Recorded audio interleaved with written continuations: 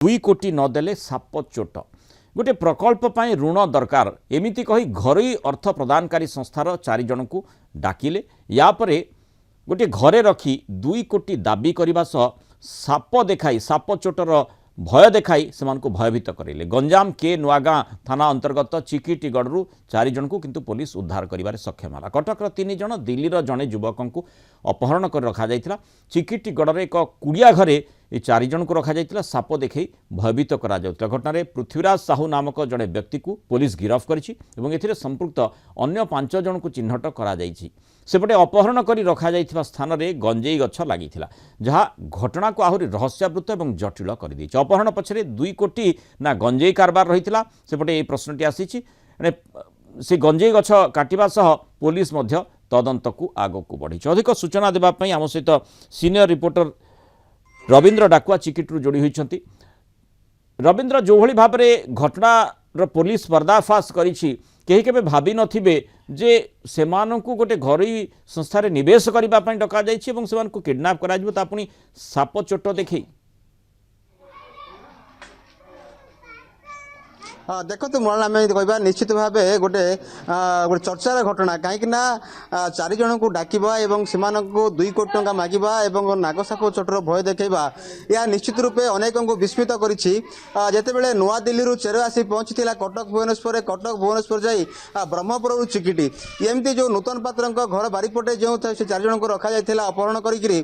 से जाऊना कहीं नागसाप चोटर भय देखा जाइथिला 2 कोटी टंका मगा जाइथिला एवं एहा परे जड़े कौशल क्रमे खसी जाए निकटस्थ जो रही पाखे तहसिल कार्यालयटा एवं से तहसिल कार्यालय जड़े पिओन कान बाजिला और सी जो देखला जे अनेक से लोकटे आसिक भीतत्रस्त अवस्था अच्छी तापर जाकि पुलिस पाखे खबर पहुँचला और पुलिस आसी जिते बड़े यही अपहृतक मान उद्धार करा गला सेते पुलिस देखी ताजुब भी होगला से पूरा गंजेई गछ लगी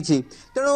गंजेई गछ लगी राति से उद्धार करागला और सकाळु जो देखागला जे आउ से गंजेई गछ आउ नाही से गोटे सब काटी दि जाइए यापर पुलिस अबकारी विभाग को खबर देले अबकारी विभाग जाई देखिले जे गंजेई गछ गुड़िक से निकटस्थ गोटे निकटे फोपाड़ी दि जाइए। ये प्रश्न उठुची जे गंजेई गछ यही जो अपहरण नाटक होता ना फाइनेंस यही अपहरण नाटक होता बर्तमान रहस्यावृत साप चोट भय से देखा जाउथिला जो भली सूचना रही आमे से संपर्क में आलोचना करुचे। साप चोटर भय देखा जाउथिला से साप सेठी मिलिला ना साप को कोठु आनिथिले कि भली भाबरे सेठी रखिथिले एवं एमान को केमिति भय देखाउथिले से संपर्क में कोन को आ जाउछि।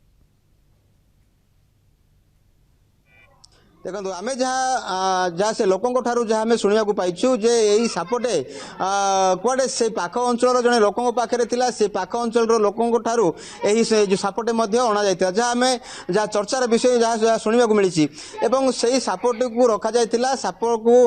जेहेतु तांको देखा जाउथिला मारिया पई किंतु से जाउना कहीं साप केउठु आसिला तेबे यही घटना पछरे आउ किए मास्टर माइंड अछंती ना नाही तेबे यही घटना से जो फाइनेंस कंपनी को नहीं घटना घटी ना गंजेई कारबार को नहीं घटना घटी बर्तमान चर्चार विषय कारण आप जानते मृणाल जे जो जगार यही घटनाटे घटी चिकिटीगढ़ एवं सहर गोटे मध्य भाग में घटना घटी अबकारी विभाग केमी जानी पारला नहीं एठी गंजेई चाष होउची कि पुलिस किपर जानी पारला नहीं एठी गंजेई चाष होउची। प्रकृत में अनेक प्रश्न जो आसुची रहस्य भितर एबे भी रही जे प्रकृत में उद्देश्य कौन थिला गंजेई कारबार करबा पई से भली अपहरण करथिले ना